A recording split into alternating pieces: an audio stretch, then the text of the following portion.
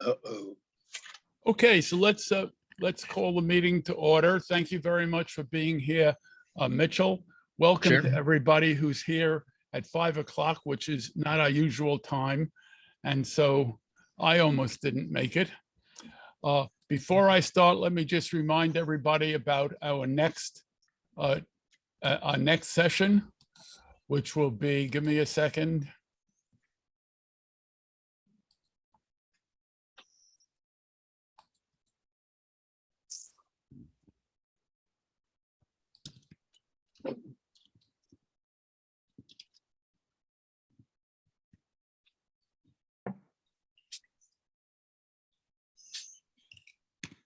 Okay, so in a month, Uri will be here and he will be talking about the question of whether any resolution of the Israeli-Palestinian situation is attainable. There have been several articles written recently where people have been giving up. Uri will not be giving up. I don't think. He'll help us keep our strength. I gave up long time ago, Jeff. Anyway, tonight we have Mitchell. Spoiler alert. We have Mitchell Plitnick. Rick Chertoff and I first met Mitchell in the early mid 70s when he was the policy advisor for JVP, and JVP could fit its whole convention in a small conference room in Oakland. Of course, JVP now needs a large conference room in Chicago. Mitchell, and Mitchell, maybe he'll tell us about the breakup with JVP, because it always seemed to me that it was based on principle. And I've been an admirer of Mitchell for many years. He's had a long, a whole series of jobs, including working for B'Tselem. And there's Rick Chertoff, who just joined us, who was with me when we first met Mitchell. Anyway, I'm going to turn it over to Mitchell, who wrote a couple of articles predicting or guessing what Biden would do, or analyzing the Biden administration's viewpoints of Israel. And he will fill in his background as he so chooses, and will talk to us about the subject. So Mitchell, it's your floor. Thanks, and thanks to all of you for being here and for having me. So I'm just by way of background, as Jeff said, I'm the former co-director of Jewish Voice for Peace. I was one of the first two staff members there. I was the first founding director of B'Tselem's U.S. office, which recently closed. And I was the vice president of the Foundation for Middle East Peace for a few years. And since then, I've been mostly writing and speaking. I published a book last year with Mark Lamont Hill called Except for Palestine, Limits of Progressive Politics. You can see it here, advertising. And I guess, I was asked to talk about Joe Biden's recent trip to the Middle East. And in terms of really results and what may have come out of that, there isn't much to talk about. It really wasn't a trip with, frankly, a lot of purpose to it. The idea was to go to the region and sort of reaffirm American support for policies I think we're all pretty familiar with. But just to go over a few points about it, I actually wanted to start a little farther away from Palestine. And the most, I guess, controversial part of Biden's trip was his infamous fist bump with Mohammed bin Salman, Crown Prince of Saudi Arabia, who Biden had once promised to make a pariah, and essentially, in my view, went to him on his hands and knees and didn't really get much. I think one of the problems is the framing of a lot of this, of the politics with Saudi Arabia, is a mistaken impression that a U.S. president has much control over the price of oil. He doesn't. As gas prices and people were paying more at the pump, as those were zooming through the stratosphere, Biden got a lot of blame, which was undeserved, frankly. I am not one to absolve Biden of blame. I am not a big fan of Joe Biden. Any of you who followed my writing would know that pretty quickly. I'm very critical of him, both in domestic and foreign policy. But gas prices were not his fault. Inflation is not his fault. These are matters that are really beyond any president's control, and certainly were his. And similarly, the recent drop also has very little to do with him, but it does have political ramifications. And I think one of the reasons that Biden wanted to go to Saudi Arabia was to try and convince Mohammed bin Salman, as the key player in the OPEC Plus cartel, to increase oil production to bring global oil prices down, in the hopes that they would do a sort of dramatic increase that might counter the loss of some Russian petroleum products from the market. OPEC is not about to do that. They do not want to upset Russia. Russia is a major oil supplier, and while they're trying to sort of tread a balance between not violating sanctions against Russia, but also not wanting to poison the relationship with Russia and completely get, find themselves at a place where Russia will actually narrow where it's sending its own oil. In general, they don't want to upset Russia. Russia's a partner in OPEC. So about a little less than 2 weeks ago, the cartel had their monthly meeting where they decided they basically were not going to increase oil production any more than they already have. The recent drop in gas prices is because of a decision that was made back in late May, early June, to increase production at this time. It was before Biden's trip. It had nothing to do with that. It simply had to do with the fact that this was a decision that they were making based on their own projections, not wanting to stifle, start having people, as they did a few years ago, start seeking alternatives and lowering demand in order to bring down the prices. But so this July and August was already planned, this increase in production and the concomitant lowering of prices. So Biden had nothing to do with this. Another aspect of his trip was Iran. We actually got some news today on the Iran deal. Iran has actually, and this is, I think, the most positive news we've seen in a very long time. Iran has reacted positively to the last European Union proposal, and they have some suggestions. Iran's basic concern is they don't want to see the United States do what it has already done, which is agreed to the deal and then just for no reason back out of it. That's a shock to the Iranian economy that they don't want to endure again, and it also would make this government look very bad, since part of their whole campaign message was that the previous government was too soft on the United States and they felt that they could just do whatever they wanted, and et cetera. So, but Iran has reacted positively to the last proposal. They have a few suggestions as to how to make this work. It looks like something that can be workable. And I think this moment, and I have been somebody who's been very, very pessimistic about the Iran deal. This moment is actually the most optimistic, I think, that I've been, that I think it's been realistic to be since Trump tore the deal up, that this deal can get back together. It should not have been this big a problem. Biden severely dropped the ball in getting it to this point by not prioritizing it when he got into office and enabling Iran with the previous government to find a way to get back into it.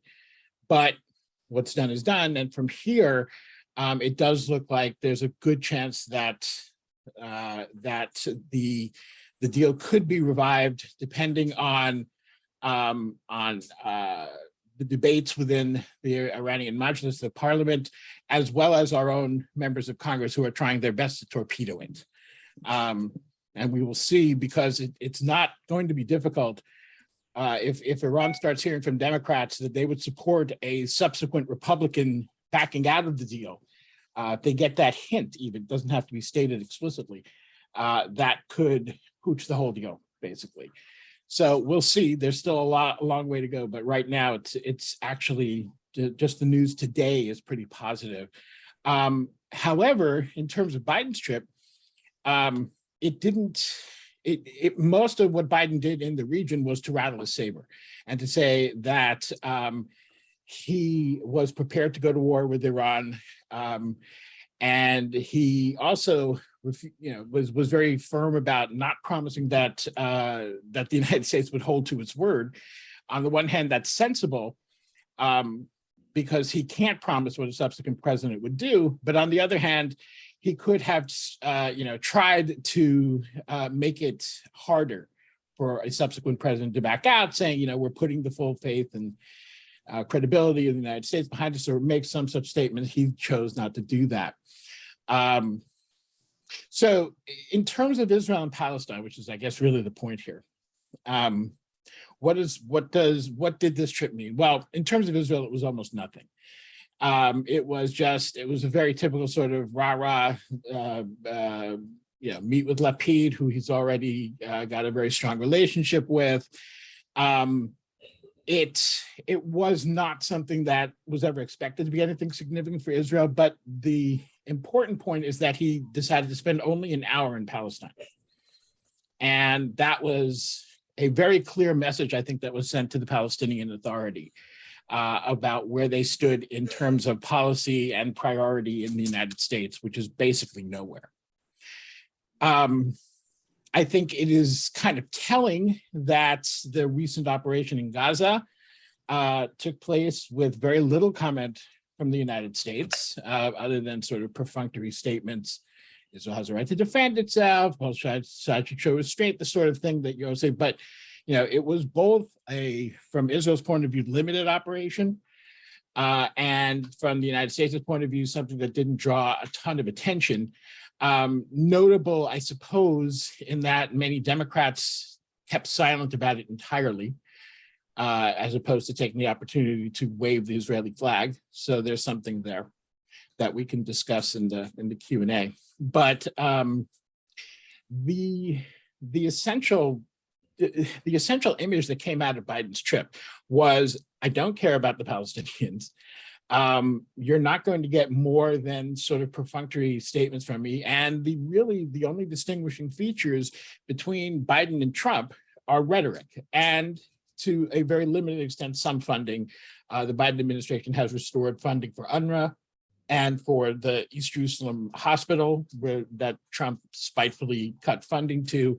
So things like that. But there's no indication that any serious policies that Trump installed are going to be reversed by Biden. Not the recognition of the Golan Heights, certainly not Jerusalem, and the things that Biden promised the Palestinians on the campaign trail in the early days of his administration, I think, frankly, were kind of bizarre. Those mostly centered on reopening the consulate in Jerusalem and reopening the PLO office in Washington. Both of these things are things that Biden can't just do. He needs Israeli cooperation to reopen the consulate. Hey, somebody mute themselves, please.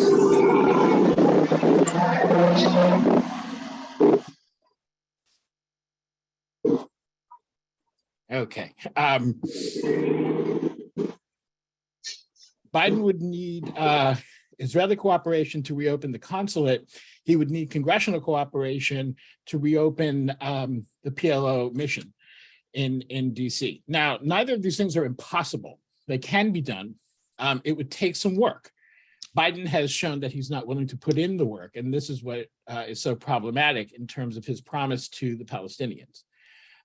essentially what it looks like is that he promised them something he knew he couldn't deliver, and then had always planned to kind of throw his hands up and say, there's just nothing I can do. I want to do this, but I can't. And the Palestinians are not accepting that as an answer, but there's also not very much that they can do about it. And he was reminded of that when he went on this trip, but as you can see, it amounted to nothing. There was also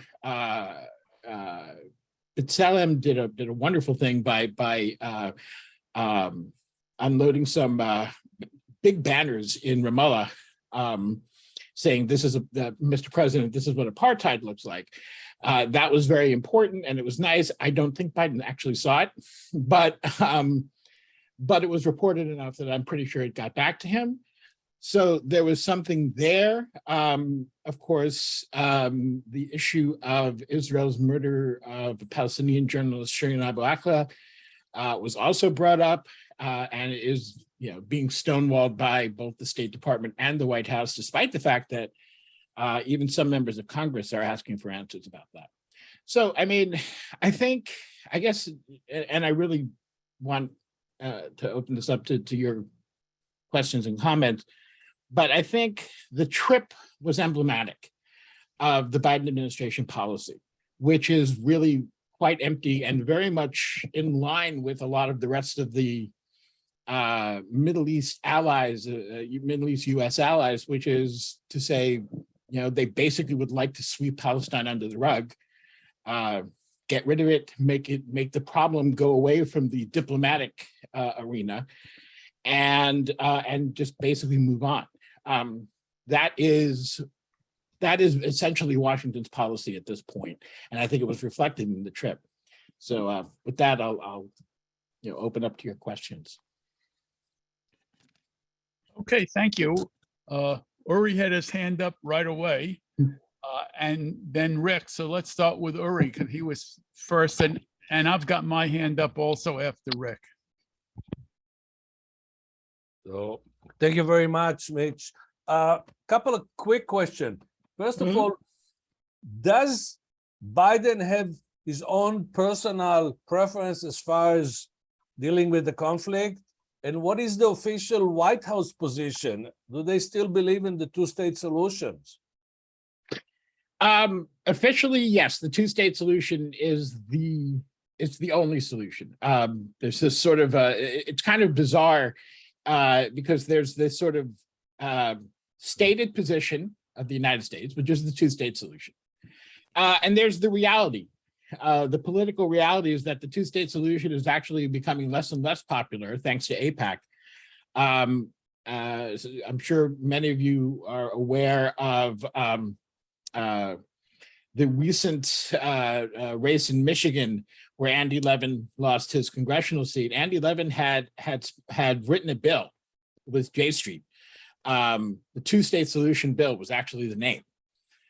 And it was a bill that completely mirrored American policy, but also included concrete steps to getting to two states, including reopening the PLO mission, removing the PLO from one terror list that's still on, and some other steps that actually would pave the way towards allowing a two-state solution to come into being. And this was considered anti-Israel.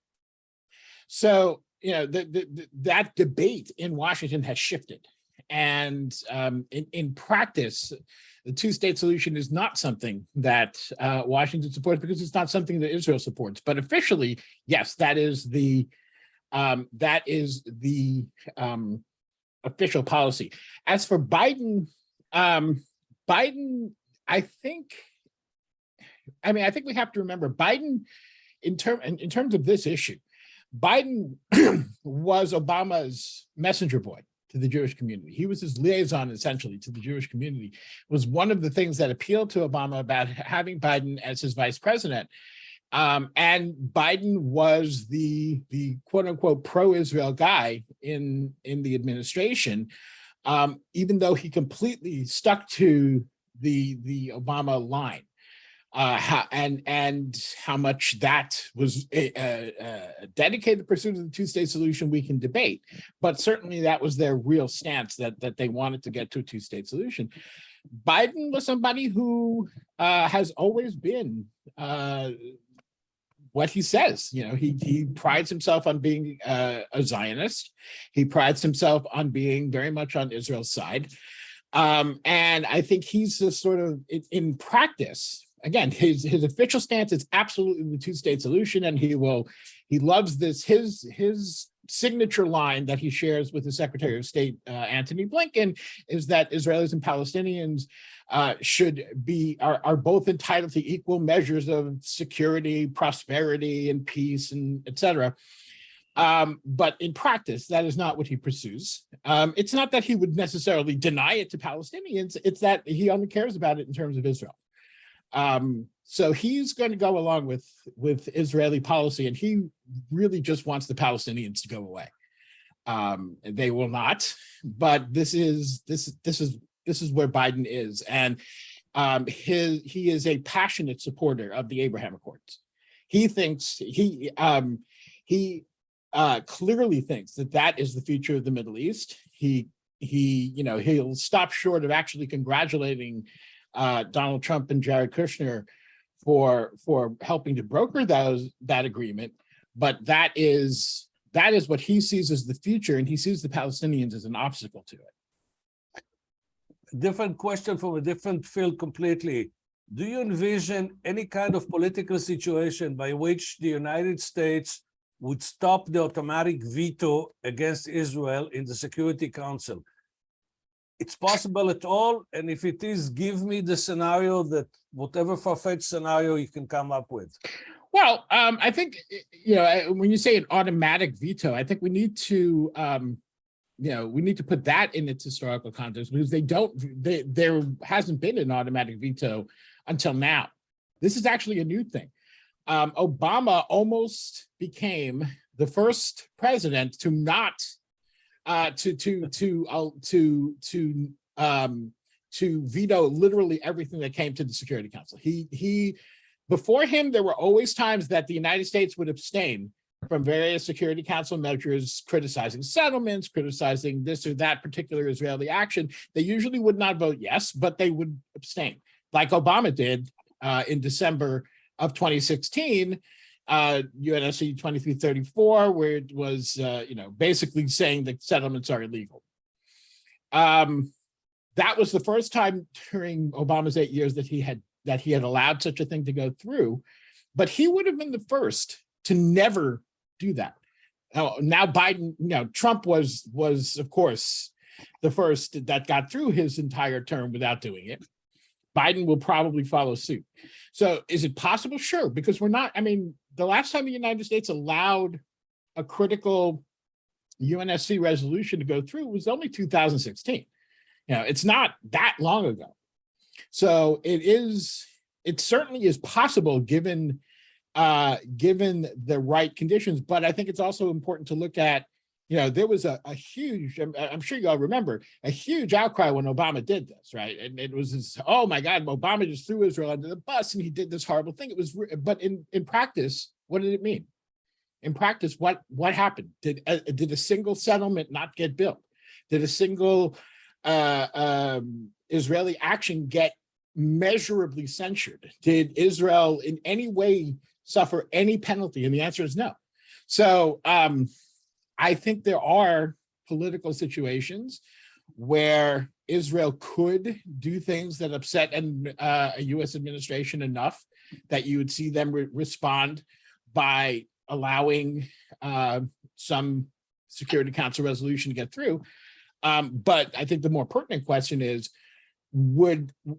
is there some point where the U.S. would allow a real measure against Israel, something that really affected Israel, that had the potential to change Israeli behavior? Would they allow that to go through? We're a long way off from that. I can envision it, sure. I like science fiction. I'm a big Star Trek fan. I can envision transporters. I can envision faster than light speed. But it's kind of the same thing. We're a long, long way off from that. And again, it's because it's for the same reason it's always been. There has to be a good reason for the United States to do it. Israel's an ally, for one thing. We know the domestic political forces that are supporting Israel, and how much trouble they can make for somebody who they decide is not to their liking.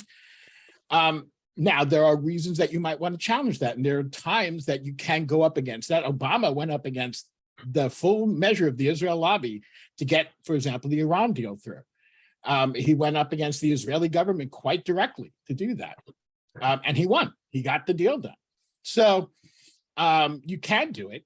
It carries a political price, and there needs to be a reason. And the one thing is, I mean, again, Obama did it for the Iran deal because that was important. That was an important U.S. interest. And I hate to sound so cold about it, but the fact of the matter is the Palestinians are just not something the U.S. gives a damn about. They just don't care. And it's not, there's no, if there's a practical way that Palestinian rights become a U.S. interest, in the most cynical and cold sense of that word, of that term, then yeah, they'll do what they need to do. But that's not happening anytime soon. Palestinians just don't offer anything other than what's right. It's a fight for the rights of people, and that's just not something that the United States prioritizes. Thank you.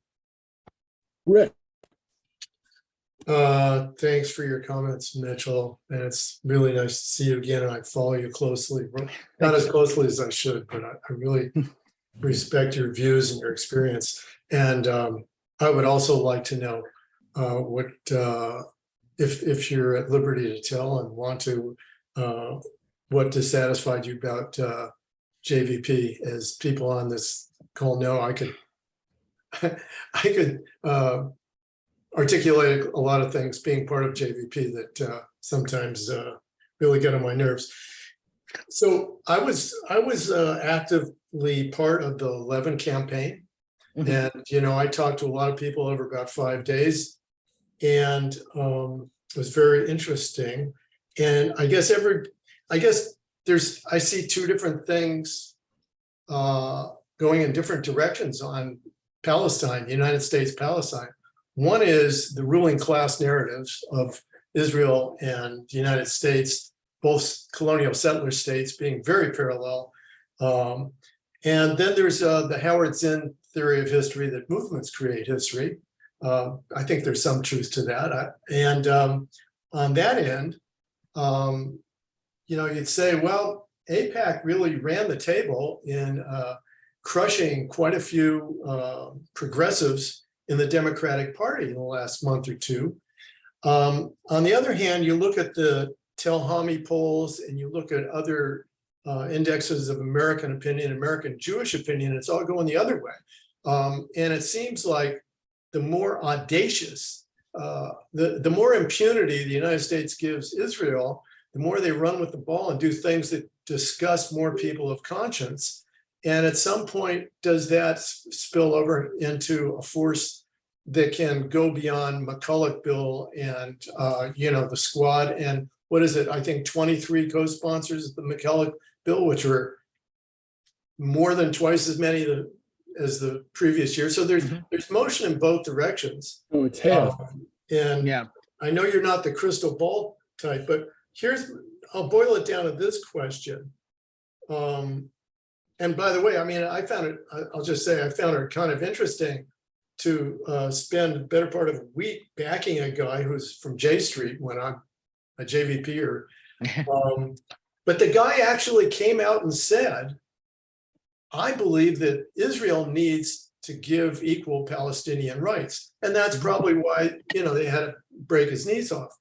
But here's the question. What kind of action, assuming that there was any, would the movement for Palestinian rights have to pull off, let's say in the next 2 to 4 years, to give itself the political heft that people like JVP and other groups would like to be able to create? What would it take in your science fiction imagination? I mean, I read the situation, Rick, very similarly to the way you do. But there's one more factor in there that when you look at what AIPAC has been doing now that it is an actual PAC, right? It just became a PAC. Before last year, AIPAC was a name and it made it sound like it was a political action committee. It made it sound like it engaged in campaign finances. It never did so directly, though. It was not a political action committee. The PAC in AIPAC stands for Public Affairs Committee, and it's a 501c3, and it's not allowed to directly participate in political campaigns. Well, they created finally a PAC of their own instead of what, I mean, they always in practice controlled a lot of that money, because whatever they said, real PACs would then give money in that vein. And to those people, if they said this person's anti-Israel, then they would, the PACs would get into action and give money where it was appropriate.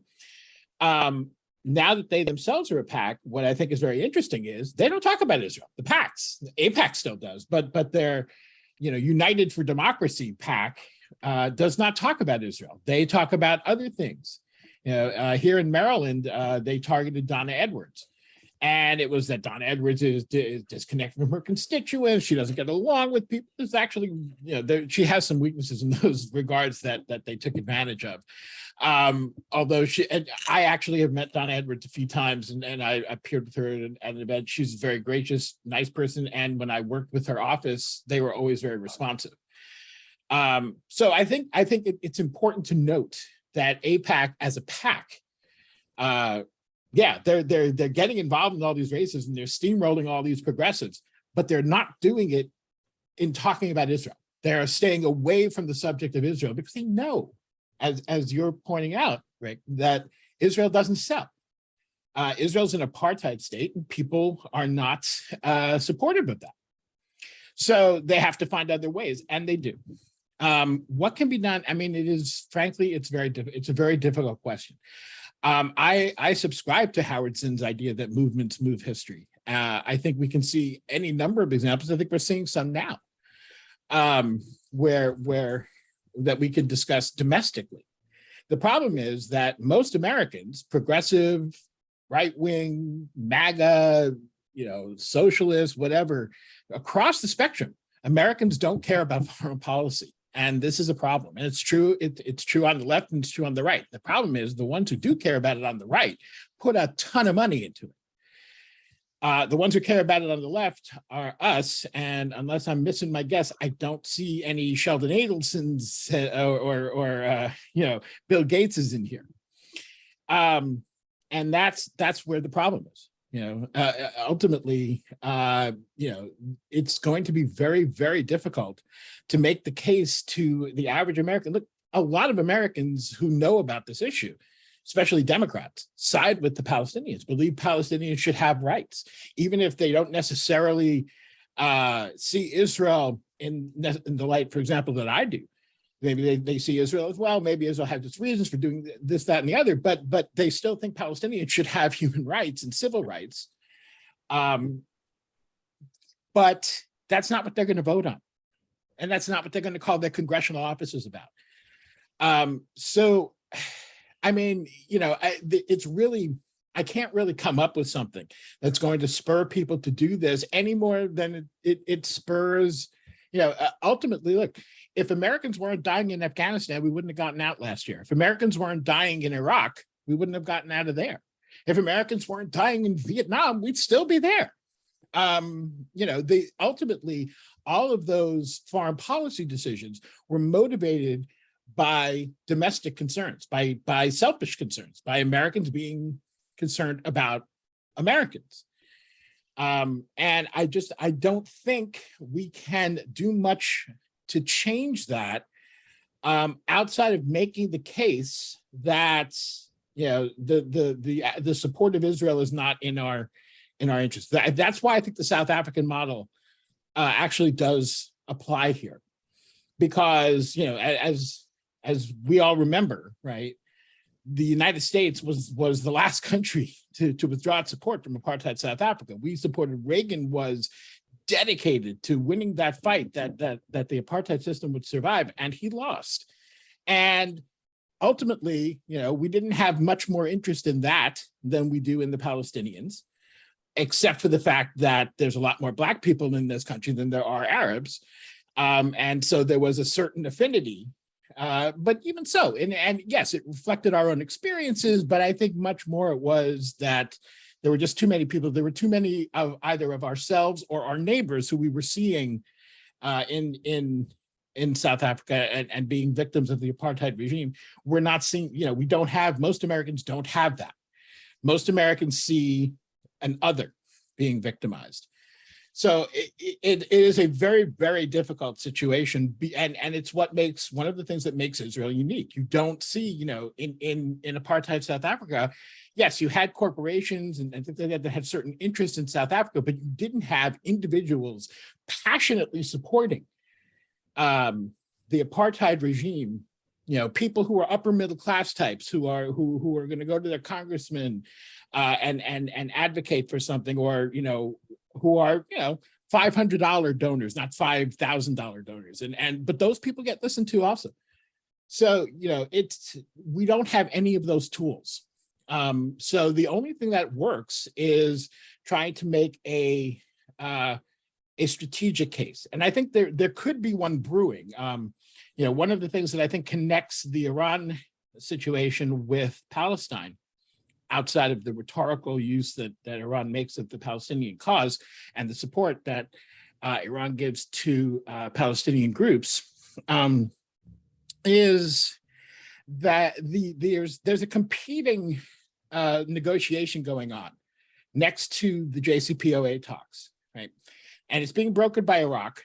That is right now it's direct talks between the Saudis and the Iranians to resolve those differences and to find a way to bring the whole Gulf region together to some sort of manageable arrangement.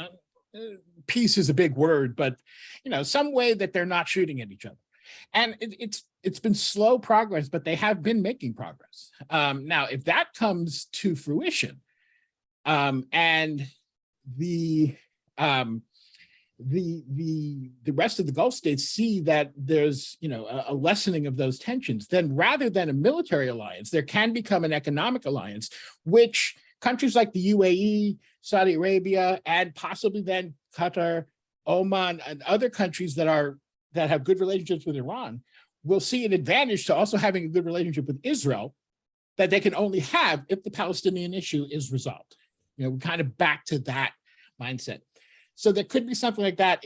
But the problem with that, of course, is that then it's based on something other than it's a cynical economic interest at its core, not a moral justice issue. And chances are that's not going to work out to where the Palestinians necessarily want to go, but it would probably be better than what we have now. And it would give us something to build on. It would at least give us some practical case to pursue real justice for Palestinians. But the truth of the matter is we've sent the Palestinians a very clear message. Diplomacy is not going to work. You should probably think about picking the guns back up. I mean, that is basically what we have told the Palestinians. And, and more, I think we're going to start seeing people listening to that message. And it is not, I don't think that's the Palestinian strength, but it's certainly their right to resist. So, but that's the best I can do for coming up with a scenario. It is a strange situation where you have a foreign country that is mobilizing so much political activity, concentrated political activity here domestically. Yeah. Thanks, Mitchell. Hey, thank you. And I'm going to come back to some of that stuff later, but let Tony come in now.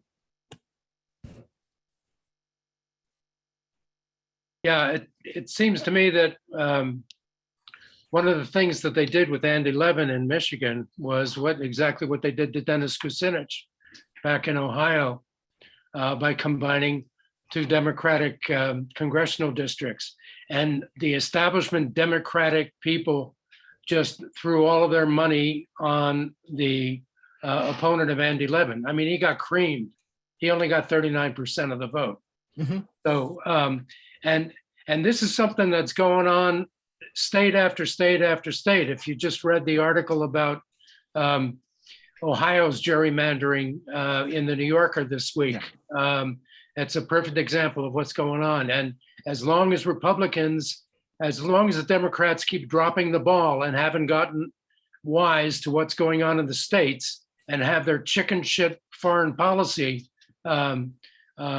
establishment, which isn't going to criticize Israel at all, it's going to get worse and worse on the national political thing. Yeah, I mean, I think that's right. I think what happened in Michigan, first of all, part of the problem for Andy Levin was that the way it got gerrymandered, the Democrats actually didn't want to get the Democratic Party itself didn't actually want to get Levin out.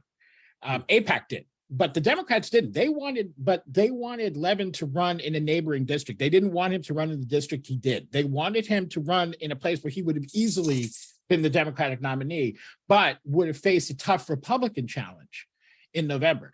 This primary was the election, right? The Republicans have no chance in this district, but it's a deep blue district, but it's not a left blue district. So yes, and when I saw this happening, even before AIPAC launched their attack ads, I thought, oh no, this is not good. The redrawing of that district was going to make it impossible for Levin to win, because it's a more they took out the more working class areas. He's very strong with unions. He's very strong with more working class leftists. Not so much with upper middle class suburbanites and professionals. Haley Stevens is their darling. They love Haley Stevens because she unseated a Republican. Right. So they made it easier for her to retain that seat, and they were hoping Levin would take the other fight. The other fight, that the way they drew the map, probably the Republican was going to win, and that's why Levin, wanted to took on Stevens instead. Once that happened, once that happened, and especially once the AIPAC money came in there, but I think he really overestimated. I think he made a mistake. He overestimated his ability to beat Stevens in the first place, and he was blindsided by. I don't think he expected AIPAC to come in at him the way they did, and there it was. You really think that he represents a strong liberal democratic support of the two-state solution? Comparatively, absolutely. He represents pretty much the J Street ideology, and he's pretty solid in there. He worked, and I know this, firsthand. He worked directly with them to develop that bill. He wanted. I'm not going to say he wanted them to write it, but he really wanted their guidance on that, and that was where he wanted to go with it. Now, to me, I had a problem with it because, and I actually got into a discussion with particularly one person at J Street who got mad at me because I went public and said, there's a lot in this bill that's not bad, but there's also the fact that it locked in a two-state solution, which I think is a dead end. And I think, and it in the bill, it said the United States will not accept any other solution. It has to be the two-state solution. And I think that's very limiting. I don't think we can afford to do that. I personally don't think that solution is even viable anymore, but even if it is, I think we need to have all options on the table. And I was very critical of that. And I got a lot of shit for that from one person, Jason. We're still friends and all, but it was, it was not that, to me, that was problematic. That being said, I don't think you're going to see a much better bill that has any chance of going anywhere in Congress. That one, did get a bunch of supporters. It did get some real support among the Democrats. I think it ended up with a couple of dozen co-sponsors. I forget how many. It was. I think he really was somebody who wanted to pursue that. Whether in his heart or political reasons, I don't know. I don't care, to be honest. That's not even a question I bother asking in Washington. So thank you. Okay, I'd like to go back to some of the things you said to Uri. Just very briefly. You said one thing that Biden promised was to open the PLO office in Washington. Yeah. And you said that Biden just doesn't want to put in the work to do that. How much work is there to allow them to open a little office? Is Israel that much of a or does AIPAC have that much of a veto on what he does? I don't think this even is AIPAC so much. So the issue of the PLO office, there is a law that says a group that's on a terror list cannot have a operated office in Washington or in the United States. That was waived for the PLO for many years, much like the Jerusalem Embassy Act, right? The Jerusalem Embassy Act was instituted in 1995, and every year presidents just waived it. It was a law. Congress said you have to move the embassy to Jerusalem, and there's a presidential waiver. Trump just didn't sign the waiver one time. Every 6 months, president signed the waiver. Trump didn't. Bang, embassy moves to Jerusalem. Same thing happened with the PLO office. So I don't know. I'm not 100% clear on the procedure, but this is a congressional law. I don't think you can simply reinstitute the waiver. I think if you could, Congress would ask for some report and ask, ask for why is this in U.S. interest? And it would be possible to do, but it would be politically sticky because you're basically going to be defending the PLO, which includes a lot of groups that are still armed, right? So as opposed to the Palestinian Authority or Fatah, which is just one party in the PLO. So it would be politically problematic. It could be done. It can be done. It would take Biden working with Congress, working with supportive members of Congress, and building up Democratic support. Possibly, this is actually something that it wouldn't be impossible to find one or two Republicans who might even agree. In this climate, it might be impossible, but in the past, it would certainly be something that you could find Republicans who would have agreed with this kind of thing, just to as a way of helping American diplomacy. But to my knowledge, Biden never even tried. He never did anything on Capitol Hill to try to make this happen. And I'm in touch with folks on Capitol Hill all the time. He never did anything. He still has not done anything to try and gather some support for this. He simply said, no, I can't do it because we allowed the waiver to lapse. So it's politically difficult. It's not politically impossible. So that's kind of where that is. Okay. Another thing you said is that that the U.S.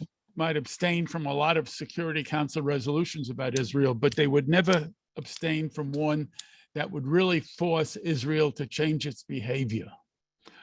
What kind of a Security Council resolution would actually do that, cause Israel to change its behavior? Because Israel has ignored 40 some odd resolutions that have told but none of those resolutions had in it any prescriptions or sanctions. That's how it would happen. I mean, there'd be something in it that would say you can't do this, it's illegal, and if you keep doing this,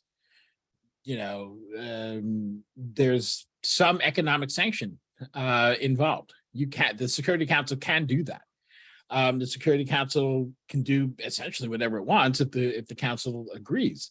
So, there's all sorts of sanctions that the Security Council, for example, put on Iran, right, on the nuclear deal. So, yeah, something like that is something that would make Israel. But I don't think security. When I made that, when I was saying was not just limited to Security Council resolutions, but to any policy that that would actually force Israel to at least, that would, if not force it to change its behavior, at least pressure it into reconsidering a policy. Now, there have been American decisions that have pressured Israel into reconsidering policies. Famously, we know, right, George H.W. Bush with the withheld loan guarantees, and that was problematic because Israel was experiencing an influx of refugees from the collapsing Soviet Union. They wanted to put them in the West Bank. They needed these loan guarantees to help them to do that. Bush withheld it until Israel agreed to American policies. George W. Bush did something similar. When Israel was constructing, this one didn't get nearly as much publicity, but when Israel was constructing the security wall, there was one piece of the route that they were following that was going to go through a Palestinian town. And Bush felt that was it was going to make too much controversy. It was literally right through the town, as opposed to, so many other places where the wall just goes like right around the town or brings the town on the Israel side or any of that. But it was literally going to make basically you had to destroy the town. And Bush told them change the route. And Israel said no. And Bush again said, I will withhold loan guarantees if you don't. And Israel said, okay. Now, this all happened much more quietly than the way his father did it, but it did happen.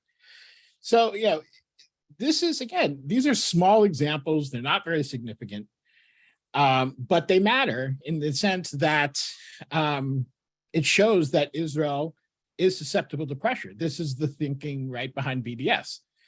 And one of the points that I've always tried to make about BDS, BDS is really focused much more, I think, on boycotts and divestment. And to me, sanctions is the big deal. And you have to build towards sanctions. I'm not sure there's a strategy for doing that. I'm not sure that it's possible to do that because sanctions are government, institutions.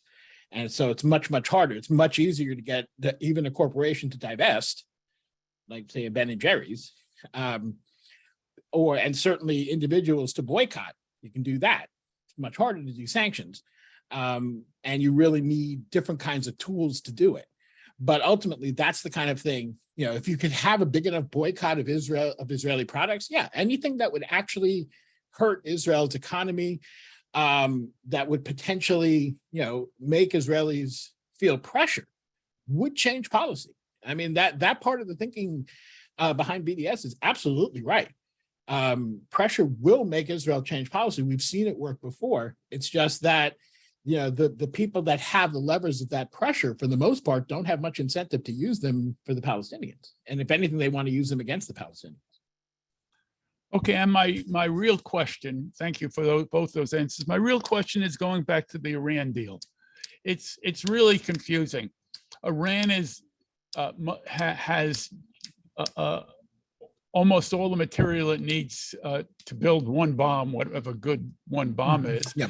And to go back in the deal, they almost certainly would have to give a lot of that back or ship a lot of that somewhere else, presumably to Russia. Mm-hmm. And the U.S., I think Biden should have gone into the deal and redid it day one. But Biden has all along claimed that he wants the deal to be broader, to be longer, and to cover missiles and cover terrorism and all kinds of other stuff.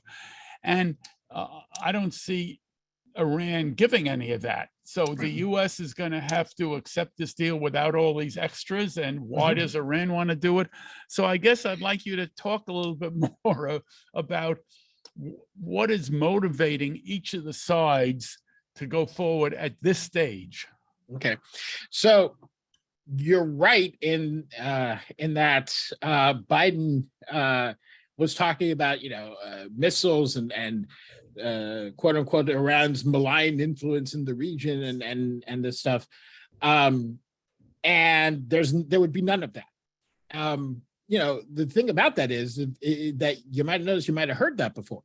Because the place you were hearing that before Biden came into office was from the White House. That's what Trump wanted too. Trump's people, Trump's advisor, Trump himself talked about that.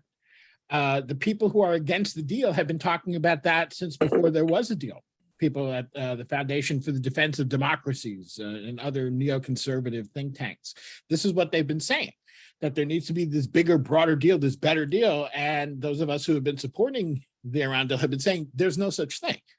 It's important, I think, to consider what Iran agreed to in 2015, because they agreed to having the IAEA all over the place. They agreed to monitors, to cameras, to electronic surveillance, to snap inspections, to all sorts of things that no other country deals with. No other country is subjected to these kinds of intrusive monitoring that Iran agreed to in 2015. And when you think about that, Iran, it took a big risk to do that. I mean, who are their adversaries, right? You have the Saudis, of course, but their major adversaries are the United States and Israel, who are both nuclear powers. Both have far superior military force to Iran, and both are constantly threatening them. And yet they agreed to all of these things. And then the United States was the one that tore it up. So the fact of the matter is there was never, ever going to be this bigger, better deal. And the reason Biden was talking about it was to try and mollify his own party. He's not worried about the Republicans so much. He's worried about Bob Menendez in New Jersey. He's worried about Chris Coons. He's worried about the real hawks in his own party, Josh Gottheimer. The Democrats are the ones he's worried about, because the Democrats are the ones that almost sunk the deal the last time in 2015. It was a lot of work for Obama to just get enough support to avert a Senate bill that would have destroyed the deal. And he needed to get enough votes to make sure that he could veto that bill. And he only barely did. He got a couple of Cory Booker and someone else, I forget, at the last minute that agreed to support him. But a lot of Democrats stayed on the other side. So, that's going to be a problem, frankly. This is why when I say that I'm the most optimistic I've ever been, I'm the most optimistic I've ever been because Iran and the United States are saying, we can agree on this deal. And we've seen what happens without the deal. So there's all this talk. Everybody likes to talk, oh, we need a better deal, and Iran can't be trusted, and the United States can't be trusted, this one now, all of this rhetoric. But we've also had now almost 4 years or 3 years of no Iran deal. What's happened? As you say, Iran has gotten to the point where it is close to breakout capacity. It has the technology to build a delivery system, although they're not there yet. And the tension the tension in the region is higher than it's been ever. This is the tension is so thick you can feel it there. So there is the palpable and real experience for all the rhetoric that these people are engaging in. They see what's happening. They know that we are closer now to war in the Persian Gulf than we have ever been. So that's why in the end they can talk and yell and scream, but unless they really want war, which some of these people do, including Democrats, want to see a war that replaces the Islamic Republic. Maybe even if it's not with a government that is like the previous one under the Shah that was our friend, but certainly one that is not this one. So, because this one is revolutionary and it does spread its revolution throughout the region. So, so you have people who actually want to see that happen. But unless you want to see that happen, and most people don't, because most people realize that would be a disaster for the entire world, you want to see the deal happen. But the politics around it are just very difficult because of this incendiary rhetoric. Dick.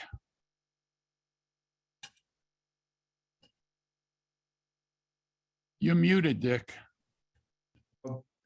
I have a crystal ball question similar to Rick had. There's a lot of literature that's come out lately about changing hegemonic powers, like Alfred McCoy's To Govern the World, in which he has a long-range prediction about the dominance of China. A lot of people who have written about the Ukraine war have made the same argument. And Israel is playing a tricky position. It's been very reluctant to come out too strongly against Russia. And when I've been to Israel, I noticed that Chinese contractors are busy all over the entire country. Oh, yeah. They're building a new port at Ashdod, they're building a new port in Haifa, they're building the light rail in Tel Aviv, they're building the heavy rail that connects Tel Aviv to Jerusalem. They built a big tunnel underneath Haifa, and I'm sure there's other projects that I don't even know about. So clearly Israel is cultivating relationships with these two countries, and I'm sure that will include the Belt and Road Initiative of China. So in the long run, how do you think this will affect Israel's role? I mean, they're clearly trying to develop relations with these countries. And while they have a strategic interest in having a relationship with Israel, I don't see that they have a domestic Israel lobby that would correspond to AIPAC or anything like that. So this is a long range question. Well, yeah. I mean, this isn't new. This is Israel has always cultivated multiple relationships, right? They have always wanted to hedge their bets because they don't want to be too dependent on the vagaries of politics in any one country. That being said, no country can do for it what the United States can, right? Certainly not militarily.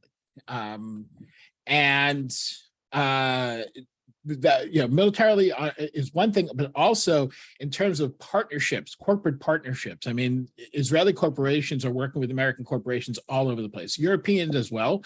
And they also work with Chinese corporations, they work with Indian corporations, they work, but their partnerships in the United States are very, very deep, and they're deeply supplemented by the government.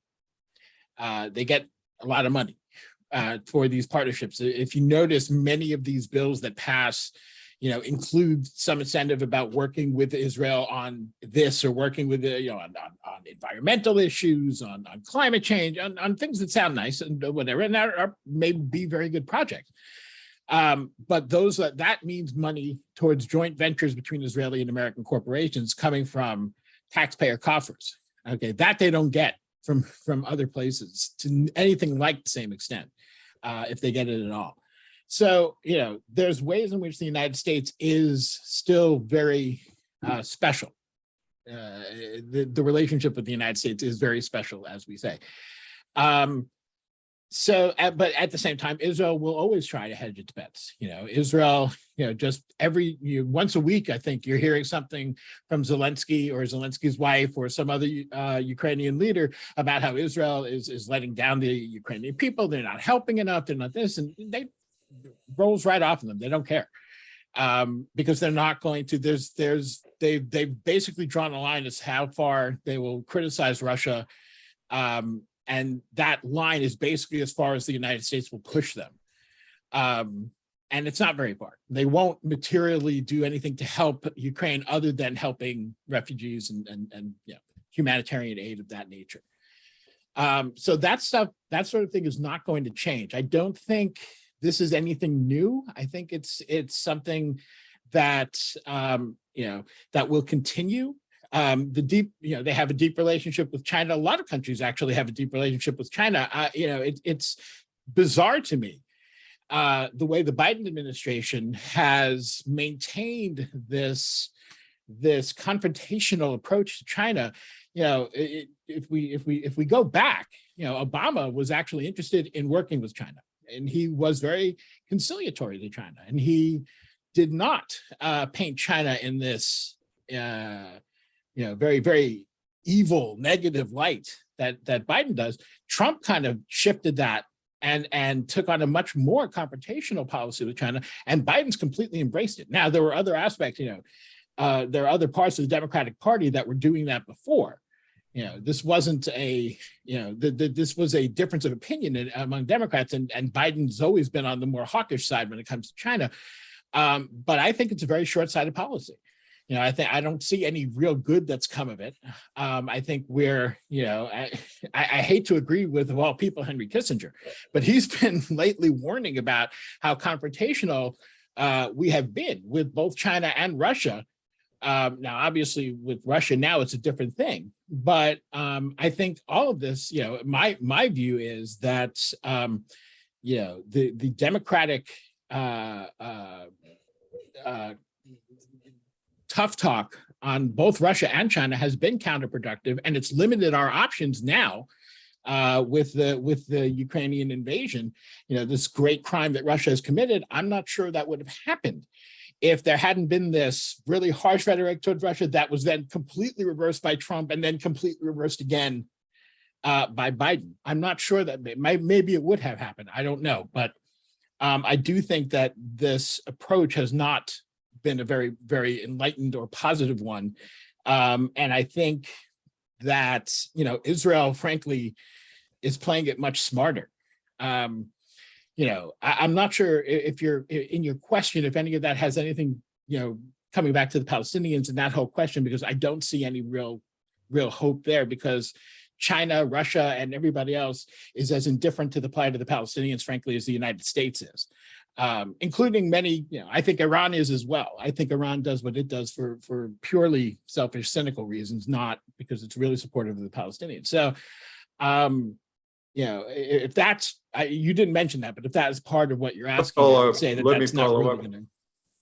I mean, if we emerge into a bipolar or tripolar world, all these countries are sitting on the Security Council, and a much weaker United States would no longer have this hegemonic role with Israel. So Israel would have to be more aligned with Europe and Russia and with China.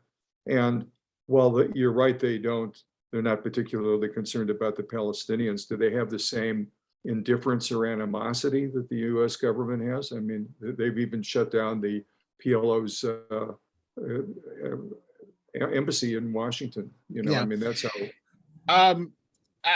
I don't think I don't think that would make much difference. I don't think, in terms of, there may be a multipolar, there will be, I think, a multipolar world if we're not already, starting, in the first stages of that. I think we're going to get there. But one thing we're not going to see is a rival to the United States militarily. And not just, and I don't mean that just in terms of hegemony, but also in terms of the intertwining of the military and the economy, which both the United States and Israel are very much a part of, and the United States is trying to push Europe to. That's what NATO expansion in part is about. This is why you keep hearing this 4% thing, right? Is more money going towards military spending as a basic function of the economy. That's something that we do. That's something that Israel does. It's something that different Europeans do to different European countries do to different. Germany does a good deal of it. But we're pushing for more of that, but no other country is ever going to be like us in this regard, right? We are still going to be, take a look at that military spending, any chart you want to see, we're still way, way ahead of China, and China and Russia are not interested in catching up to us in this regard. We were always way ahead of the Soviet Union in those days, but not by anything like this degree. So that part is not going to change.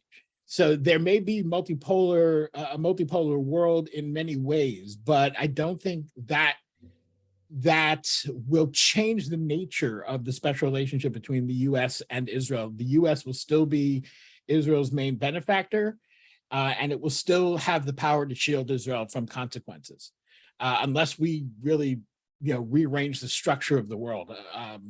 I don't see that changing. I know that's pretty grim, but Well, that's what I asked. Yossi? Yeah, thank you, Mitchell, for your analysis. I like many things that you said. Mhm. If you let me please to add something, because I'm not sure I have a question, but few comments. One is you mentioned about the scenario that maybe United States will be a little bit tougher on Israel. And the scenario is that Netanyahu will come back as a prime minister with extreme right-wing coalition that include the Kahana party that getting a lot of strength in the poll in Israel.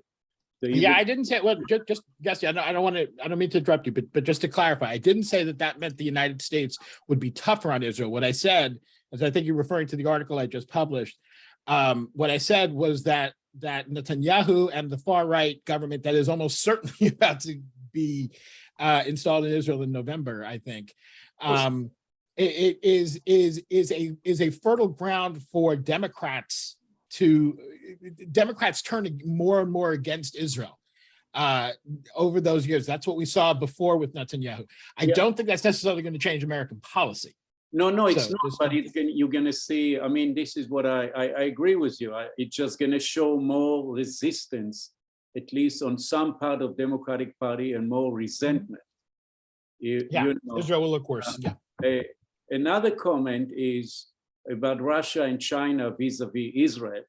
There was somebody, I don't remember when, wrote an article in Israel that they said, don't worry about BDS and sanction from Russia or China, because Israel have a lot of business with them.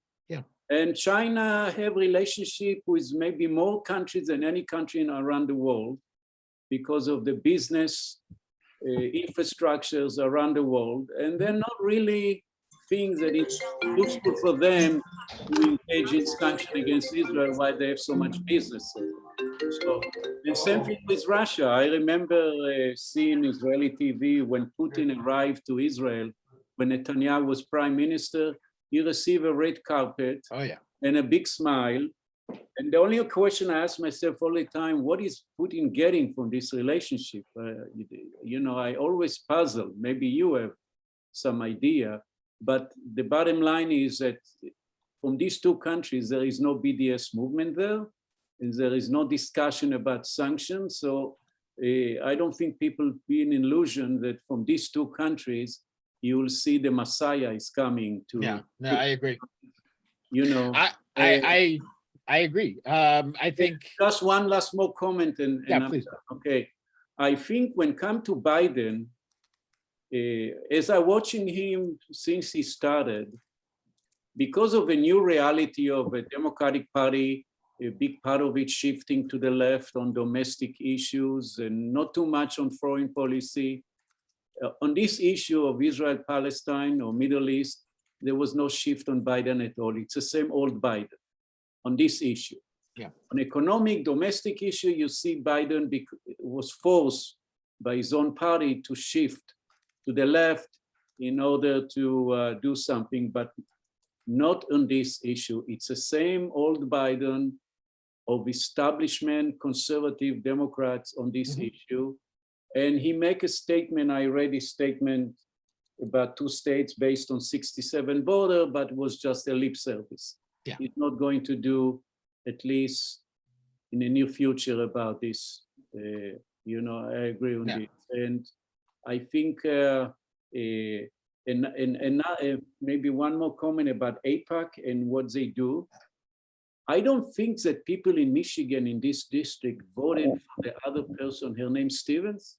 Haley Stevens, Because of the Israeli-Palestinian stuff. Oh, no. They did not do. So what I'm trying to say that a change in a Democratic Party voters, especially young generations, will continue to occur in most sympathy to Palestinian rights. No matter what AIPAC is doing, it's going to continue this trend of young generation Democrats continue to push, not to push, but to express view. So it's not an indication that AIPAC won the hearts and minds of people in Michigan. I mean, here, as I pointed out when this came up, I mean, AIPAC, their whole strategy, and it was a strategy they pursued not just with Andy Levin, but in all of the races that they were deeply involved, they never mentioned Israel.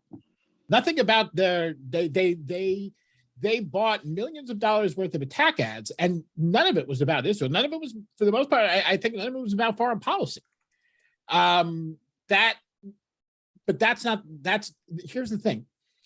I would like to be as optimistic as you sound, Yossi, but I'm not. I'm just trying to describe as reality. No. But here's the other part of that reality, and that is this: that look, when I go to vote in November, right? So I voted in the primary here for my congressman, and I voted against the guy who's in there right now. His name's David Trone, who's very pro-Israel, very real AIPAC kind of guy, Democrat still, but an AIPAC kind of guy. In November, I'm going to vote for him because the alternative is a Republican, right? And that's me. Now, when you talk about, most people don't even know what their member of Congress or any other candidate, what their view is on Israel and Palestine. They don't, for the most part, they don't care. There are young people, yes, who care about the Palestinians, but most young people, like most older people, don't even know who they are. They don't know what this issue is, and it is not what they vote on. Look, even pro-Israel Jewish voters, even the ones with, going to shul every Shabbat with the knitted kippah all the time and everything, even they are not voting based on Israel, right? But here's the problem. When you're somebody like Andy Levin and you do something that AIPAC doesn't like, they put in millions of dollars for your opponent, right?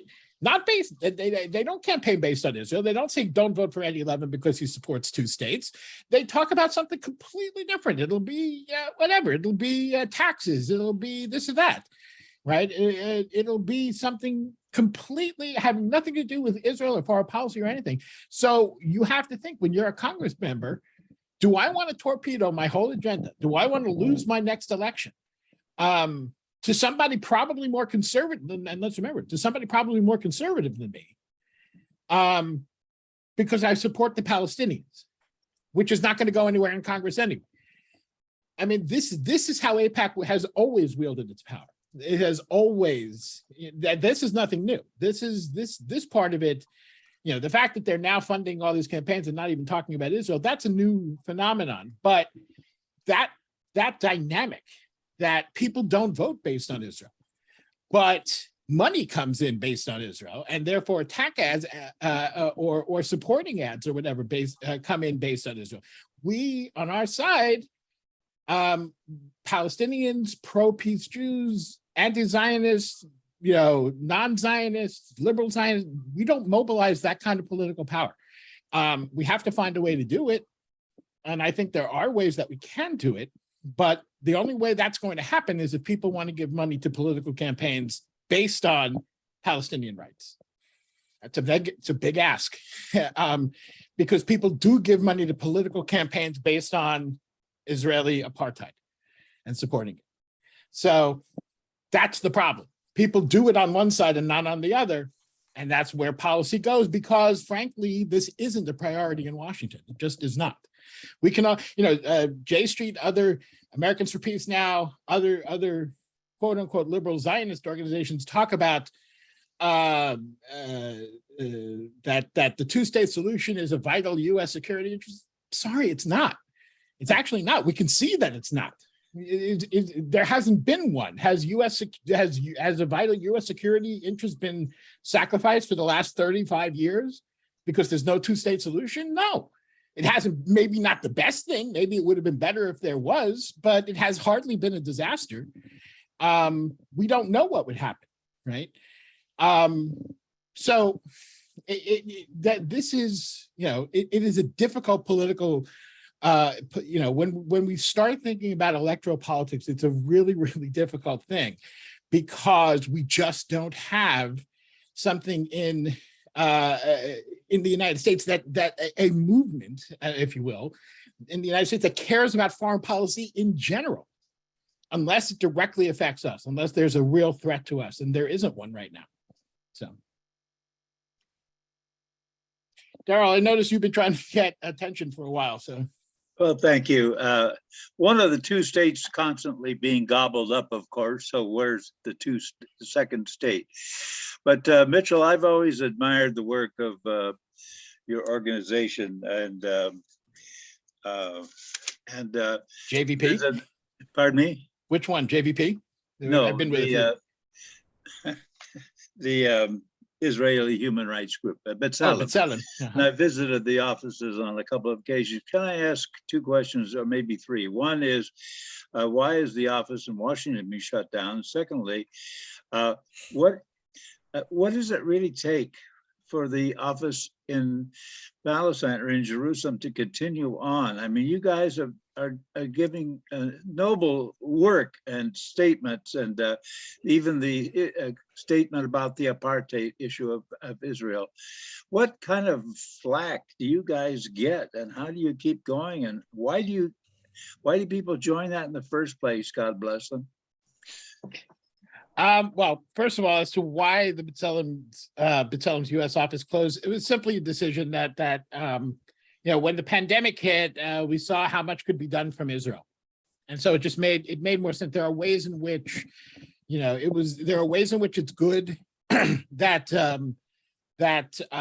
we had an office here, but there are other ways where it's actually a better appeal when it's coming from Israel. Okay. Than from somebody here in the United States, particularly from an American Jew. So I think that sort of saving some expenses and things of that nature, all contributed to why B'Tselem decided to close their DC office. As to, it's like anything else. Look, I've been associated with B'Tselem one way or another, directly or indirectly, since 2008. And I've known a lot of the people there. And there's a wide range of folks. There are people who consider themselves passionate Zionists, passionate Israeli patriots who want to make their country a better place that doesn't mistreat other people. There are others who are way on the left and are even anti-Zionists and are trying for a different future, where Israelis and Palestinians are living together on a really equal basis. So there's a lot of different reasons why people do it. Just like there's reasons people get involved in movements here. It is certainly not the safest thing to be working for an Israeli human rights organization. You get threats. It's not easy when you're here and you're working for anti-racist groups or women's rights groups or LGBTQIA groups. People are getting death threats here all the time. People are getting shot at here. It's actually no difference. The same everywhere. For me personally, I can say that I've gotten death threats. I've even been assaulted once or twice. There's you do this because to me, I need a reason to work. That's not just we all have to work, but I need a reason. I personally need to be more motivated, and it's what I want to do. So, thank you, Mitchell. Thank you for your organization, B'Tselem.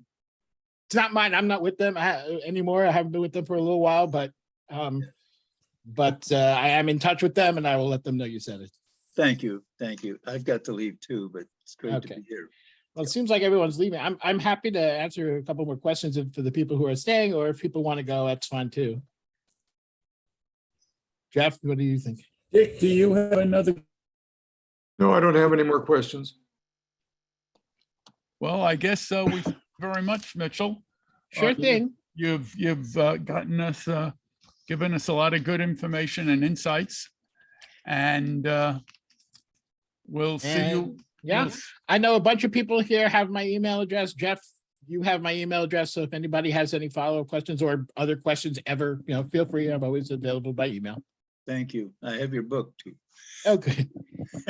Yeah, buy the book. Buy the book. If you haven't bought the book already, buy the book. All right. So I'm working on a new book proposal now that I'm not going to talk about, but if the more this one sells, then the better chance I have of publishing my next one. So buy the book. Thank you. Okay, so we'll see all you people in a month, in 4 weeks, when Uri will try to explain to us the situation from his perspective. Thank you. Thank you. Yeah. All right. Good night, all. Okay, good night, everybody. All right.